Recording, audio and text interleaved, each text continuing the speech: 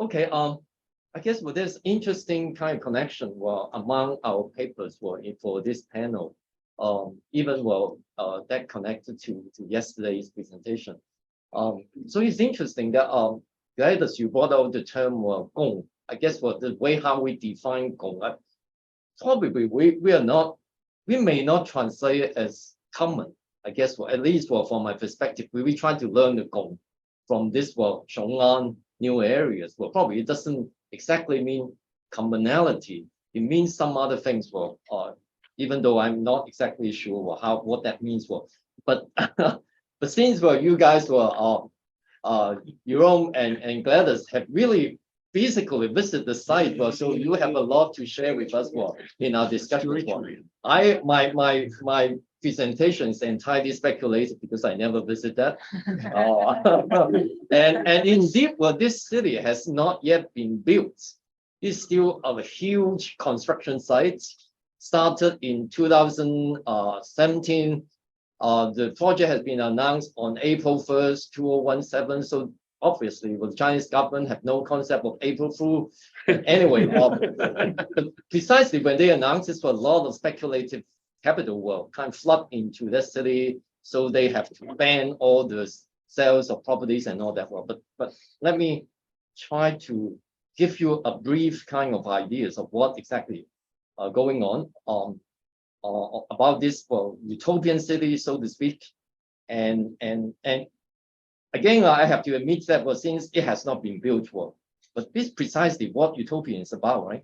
It cannot be built but anyway, so to use the arbitrary conceptual distinction between affects and emotions to historicize the general feeling and atmosphere from Mao's China to post-Mao country under Xi Jinping, we may argue that Mao's China succeeds in producing more revolutionary pre-subjective intensities and blind drives that precede conscious intentionality, while Xi's China dream of national rejuvenation campaign aims at capturing the unfettered affects by fixating them into certain emotions like pride, optimism, happiness, rage, etc., through a process of subjective meaning making.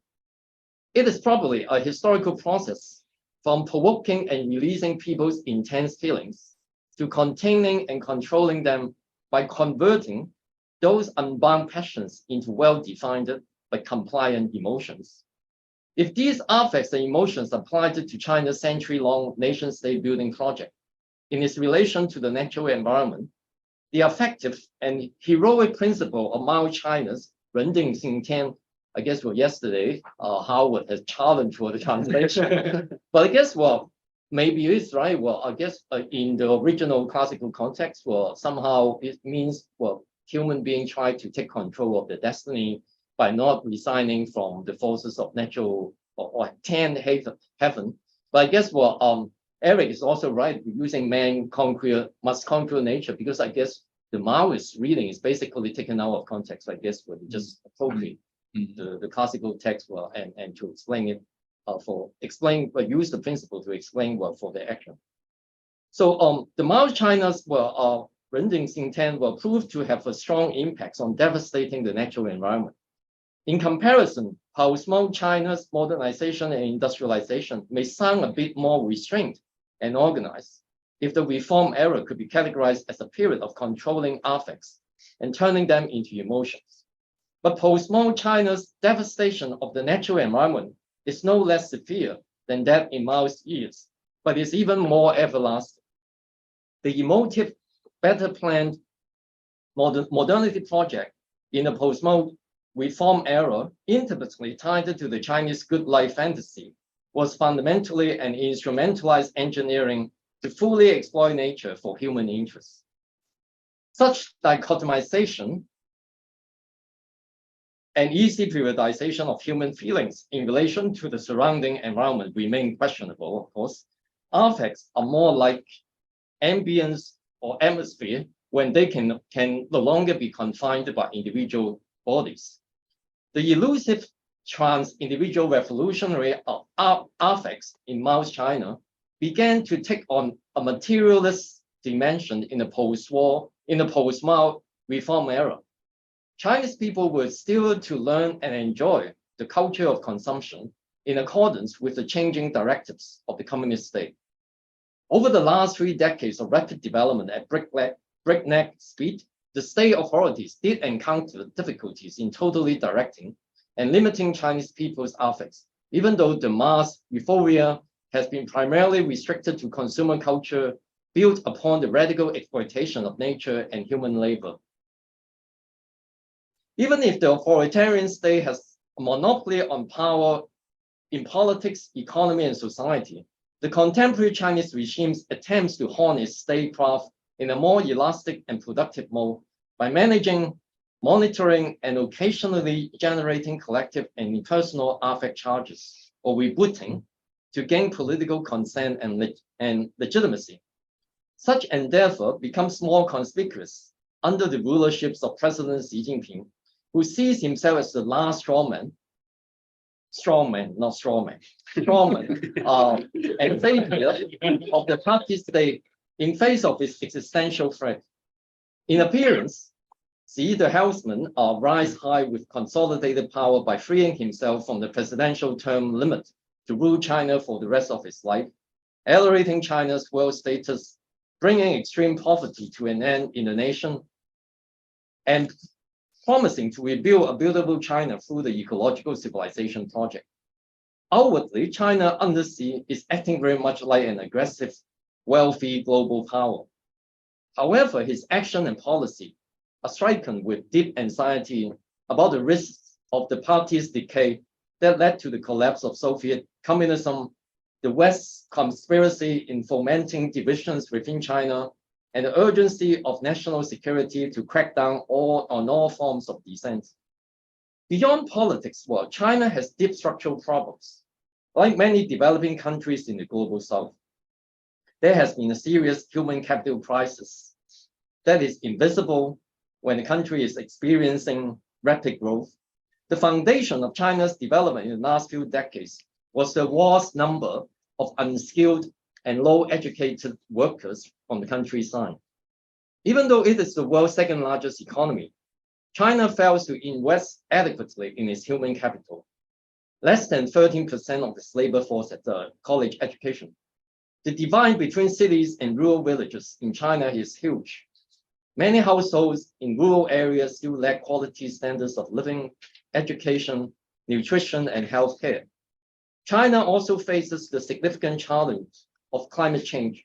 Sea level rise for a country with hundreds of millions living in its coastal provinces, as well as the destruction from more intense droughts, heat waves, and flooding, pose a threat to its further growth. On the surface, well, China presents an increasingly formidable challenge to the US role in global affairs. But its economic, environmental, and demographic vulnerabilities all complicate its ability to manage the transition to the dominant role it aspires to. So to proactively quell potential challenges from society and promote people-centered development with common prosperity, Xi reiterates the pursuit of collective happiness by building a techno-ecological utopian city, Xiong'an New Area, Xiong'an Xinqu, which he calls his personal initiative. So socialist utopia, as promised by the Chinese Revolution in the early 20th century, was rooted in the impossibility of attaining individual happiness without first embracing the collective ideal, while suppressing the tensions and contradictions between the innate human desire to pursue individual happiness and committing oneself to the collective utopia. But after decades of gross materialism and blatant corruption to pursue personal interests in China's Gilded Age under his predecessors were Jiang Zemin and Hu Jintao, can see we resurrect and reimpose from above the preconceived notion of socialist happiness to redefine societal and individual aspirations and values, and reorient them towards the state-sanctioned blueprint for a utopian collective ideal. Can such a utopia offer an alternative vision of the cosmos and of the nation to produce some political affects and sympathetic identification that the regimes can harness and manipulate. The Chinese state, as a paradigmatic infrastructural state, holds a strong belief that humans are entities animated and stimulated by the dynamism between their bodies and the external built or natural environment. The many mega infrastructures the state-initiated modernization has planned and constructed over the last 2 decades generate a material engagement with the public and simultaneously create an ecology of passion, enabling the political power to obtain strong political consent and obedience, as well as to provoke anger and resistance from the governed people. The materialization of socialist utopia has to come down to a physical location. The project of constructing Xiong'an new area was announced by the state media in 2017. It is meant to showcase the Chinese model of high-quality development to indicate China's progressions away from the heavy manufacturing to a new era of environmentally friendly, knowledge-intensive growth. So where's Xiong'an new area? Located 100 kilometers southwest of Beijing, Xiong'an new area is aimed to be the model of the coordinated regional development of the Beijing, Xinjiang, Hebei region as well, already mentioned by Glad as well. Healing the big city ills such as urban pollution, sprawl, and traffic jams, and easing demographic pressure on the overcrowded and congested capital. Some non-essential and non-capital government departments and state-owned enterprise are being pushed to move from Beijing to Xiong'an. Taking the effective perspective on the infrastructural project of Xiong'an, which is currently still a huge construction site, the city is the amplification. The city is an amplification of Xi's re-centralizing and repersonalizing political rule intimately connected to national pride, long-term regime legitimacy, and the promise of a prosperous green future. Almost all new signature initiatives from presidency can be found in the planning of Xiong'an, such as already mentioned, ecological civilization, high-quality development, self-sufficiency or self-reliance, cultural self-confidence, dual circulation economic strategy, domestic innovation, prioritizing hard tech over software-based enterprises, modernizing the image of bureaucracy, and recentering the party's pervasive presence in everyday life. The utopian city Xiong'an, in Xi's visions, is destined to be an infrastructure of an affective atmosphere, designed and engineered to produce specific feelings in favor of its rule and power. The utopian Xiong'an will delight the eyes and elevate the Chinese spirit by changing their modes of perception.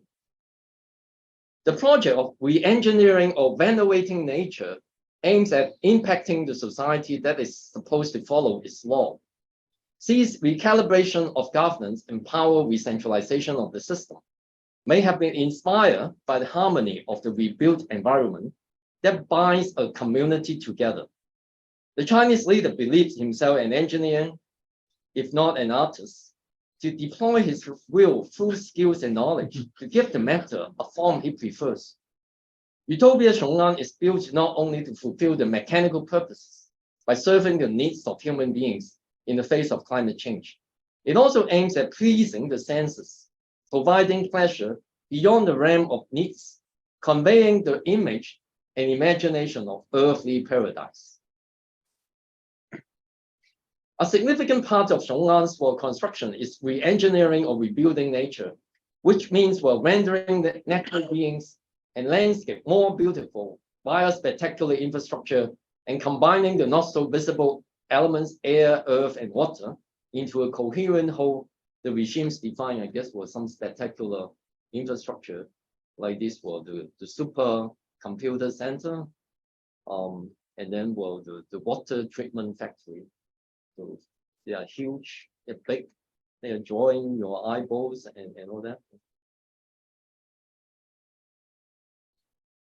The coherent whole means the people, quote unquote, only the state has the monopoly to represent, while the others who do not fit or share the symbolic constructions of the people do not belong to the people at all.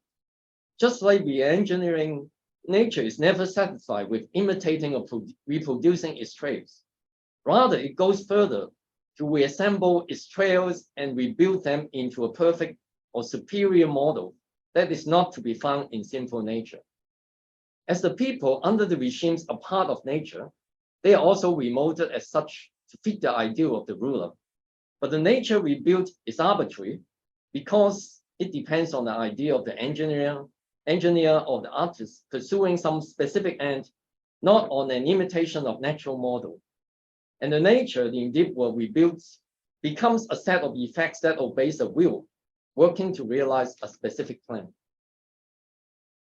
However, the chosen place blessed by the top leader is not a no-man's zone that can be entirely planned and built from ground zero. Other than being some scrubby lowlands and shady villages, the place has been a clothing manufacturing center for decades, with several low-tech industry. When the project was announced in 2017, speculative capital flooded there to invest in properties, causing real estate prices to skyrocket rapidly. Though the government immediately banned the property sales, the flock of the state-owned enterprises, research institutes, and government offices to Xiong'an has already driven the rent and living costs to a level no longer affordable to residents. As environmental quality is the most significant part of Xiong'an's symbolic utopian attraction, revitalizing the Baiyangding wetlands is one major restoration project to demonstrate that environmental protection is an integral part of the new high-quality development. So we can see the blue part is mainly the Baiyangding wetland. So it's taken up about a quarter of the whole Xiong'an new area. Baiyangding is the largest freshwater wetland in northern China, with more than 140 lakes and covering 360 square kilometers. The wetland is known as the Pearl of the North China Plain. Diverse aquatic products can be harvested there. The lake was also famous for its strategic role in the war against the Japanese invasion in the 1930s and 1940s. Interlaced by the rivers and ditches and overshadowed by rear masses, Baiyangding provided natural barriers for the Chinese guerrilla warfare against the Japanese army. To glorify the communist-led revolutionary history, a state-endorsed movie was Xiaobing Jiangge, the soldier boy, was released in 1963, and the site has become a popular tourist attraction for decades. The authorities and environmental experts will claim that the Baiyangding Lake has been suffering from pollution and overexploitation for years. The priority of the Xiong'an New Area project is to raise the quality of the water to restore the ecosystem in the future. At the same time, like much of northern China, the area has scarce and often polluted groundwater. There will be shortages of clean water once Xiong'an is developed and populated. Yet flooding also threatens the low-lying region, while drought happens quite often. That explains why Xiong'an will be built as a swan city by man. The heavy-hand implementation of habitat restoration was the immediate ban on fishing and the aquaculture industry there to protect water quality, fishery resources, and biodiversity. Over 700 aquaculture farms were ordered to stop operating, and hundreds of thousands of fish stock had to be evacuated quickly. So it's the fish agents have been lost, not just the plant agents of this world. The financial loss of the local fish farms owners and the workers was not adequately compensated by the authorities, but the officials comfort them that there would be a better future ahead. Throughout the last 2 decades of extensive infrastructural construction in China, the drama of the dispossessions of poor inhabitants and farmers who lost their rights to use the land has continuously played out. A new political order is literally a new landscape. Such a state-designed landscape setting belongs to everyone, i.e., the people the regimes defines, and to no one. The socio-political order undersea is presumably based on the beautiful balance envisaged between the harmony of nature and social harmony. The radicalized authoritarian regimes that grew disenchanted with revolutionary ideas would imagine a utopia based on the nature specifically defined. The nature perceived in such a political order is not a force that generously distributes its resources in equal measures to everyone, so it's not necessarily commonly shared. No authoritarian regimes like free, equal, and natural leveling. Instead, nature understood in such a context serves as the guardian of traditional forms of social harmony, balance, progressions, and gradation, if not hierarchy, against the folly of radical leveling. Xiong'an's utopia is a symbolic and material pleading to return to the state of such a nature. It is a turn toward the past as much as towards the future by restoring the natural configurations of things prior to the leveling revolution.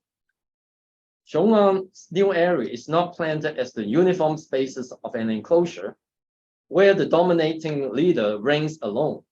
Modeling on nature's intricacy and interconnectivity, the utopian plan suffuses the city's landscape with the atmosphere of mutual connection and dependence of all the different ranks and orders of humans, and the innumerable ties they are bound and united to one another. The separation of different ranks and the gradations of socio-political order are ascertained, yet the beneficial mixture and connectivities enable the separation and inequality seamlessly dissimulate and merge with the natural order. The Xiong'an project reveals to us that a utopia is a spatial construction governed by a specific end. It is the play of forms by borrowing materials from nature to execute and realize the engineer or architect's ideal or plan. In an era of potential drastic changes, the utopian form is used to produce the sacred enthusiasm of inspire crowds. The people in a narrow sense, of course, well, the sublime feeling for the incommensurable grandeur, the majesty of power, and the boundless expansion to firmly secure the glories and strength of the nation state. However, the power of irregular nature under climate change is too flattening to the authoritarian state whose politics extend the lessons of nature to the imagined forms of sociability. A dividing line between the sublime and the beautiful must be drawn. It can only be a beautiful Xiong'an, beautiful utopia, and a beautiful China where the unbound and irregular nature is rearranged into a planned diversity in which everyone finds their place. China Dream Manifest by Xiong'an is probably a campaign of subtraction by eliminating or reducing corruptions, revolution, class struggle, political freedom, and individual bourgeois ideals of happiness. But what is left is not necessarily common prosperity, equality, and social justice, but only a natural order and harmony where everyone knows their place. So most utopias live in tents, the short lives, but this utopian city will take many years to build and allow people of high and low to project their feelings on its changing horizons. Well, thanks.